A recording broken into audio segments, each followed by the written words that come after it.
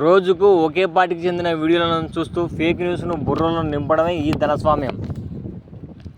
కలిసి ఉండే ప్రజల మధ్య ద్వేషాన్ని రగిలిస్తూ సమాజాన్ని నిలువున చీల్చి ఓట్లు దండుకునే క్రూరమైన ధనస్వామ్యం. అధికారం, సంపద ఒకరి చేతిలో ఉంటే ఇటు పోలీసులను, అటు కేసులతో నిలువున లాగేస్తున్నారు. అధికారం, సంపద ఒకే చోట ఉంటే సంక్షేమంగా మారుతుందని చెప్పేదే వాస్తవం కాదు. ఊర్లో ఆకలి వేదన లేదన్నట్లు ప్రజల దృష్టిని మళ్లించి వివాదాల్లో ముంచడమే ఈ ధనస్వామ్యం.